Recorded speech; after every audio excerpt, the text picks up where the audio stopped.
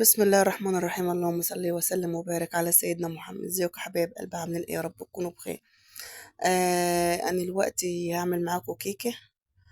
هي بطريقه بسيطه والله، بس طعمها تحفه، طعمها جميل، هيعجبكم، جربوه. دلوقتي انا معايا 3 اكياس مبودر، 2 مبودر وواحد اللي هو مبودر كيك شيف ده. ومعايا كيس دقيق، اعمل الكيس بحاله. ومعايا 6 بيضات 7 بيضات زي ما اللي عندكم، وحسب الكمية اللي انتوا بتعملوها. ومعايا 2 برتقان. ومعايا زيت يكون حاجة نضيفة، يعني مش زيت التموين. وكيس برتقال من اللي هو بيتباع في الأكياس ده، والسكر.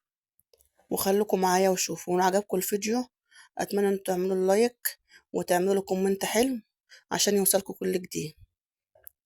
الوقت احنا هنحط الدقيق ننخله اهو، عشان ايه؟ يبقى منفوش كده وحلو. ما تحطوش هو نضيف وكل حاجة، بس ما بتنخليه بيديكي نتيجة حلوة في الكيكة. بنخله الأول اهو.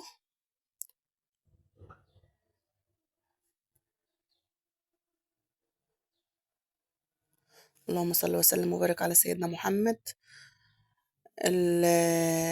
انا نخلته معاكم اهو.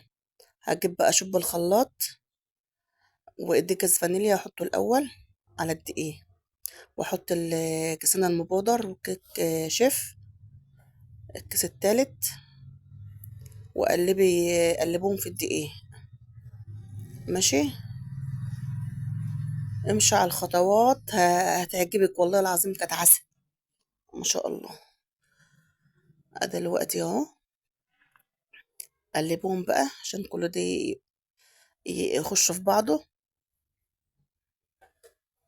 ادي اشوب الخلاط بقى، احط كوباية زيت، كوباية المية اهي، بعاير بها. حط كوباية الزيت دي، عايزة تكتري عايزة تقللي اللي انت عايزاه. وده معانا البيض اهو، احط 7 بيضات 8 بيضات اللي عندك، متوفر عندك حطيه اهو. نحطه في الخلاط وتضربيه، هتيجي نتيجة جميلة.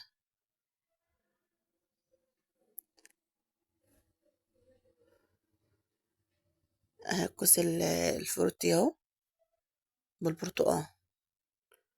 وده السكر، لقيته كوباية وحاجة، يعني حبة صغيرين فوق كمان حطيته، حبة ما يعني حبة صغيرين، ما يعملوش حاجة، احنا بنحب السكر هوا زيادة.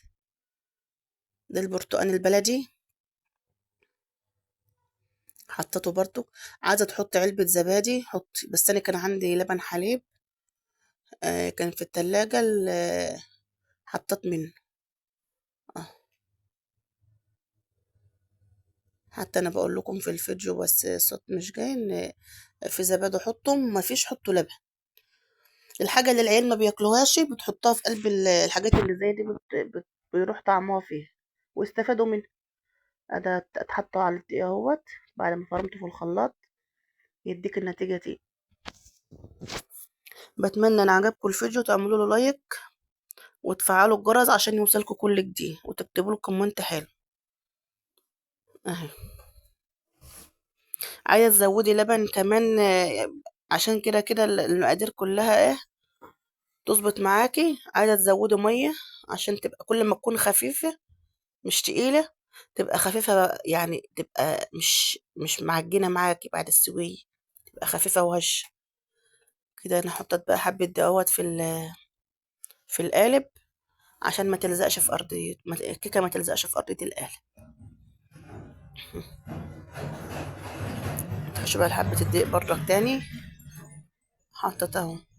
عايزة تحطي شوكولاتة، عايزة تحطي كاكاو، عايزة تحطي اللي انت عايزاه، يعني كيكة كده وكيكة كده وكيكة كده عادي.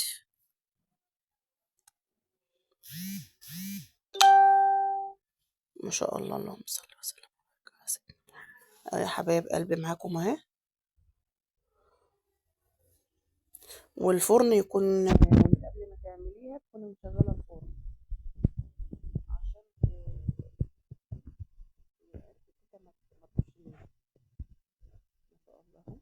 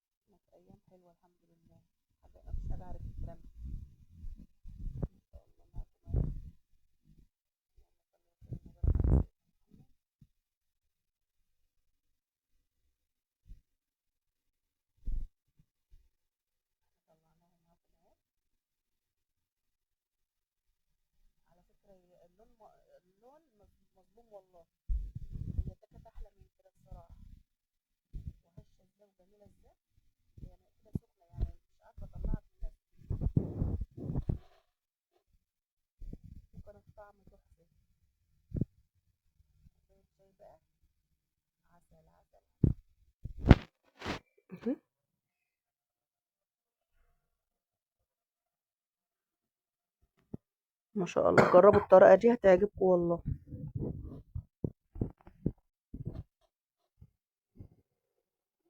اهي امهلت شوية. ما شاء الله.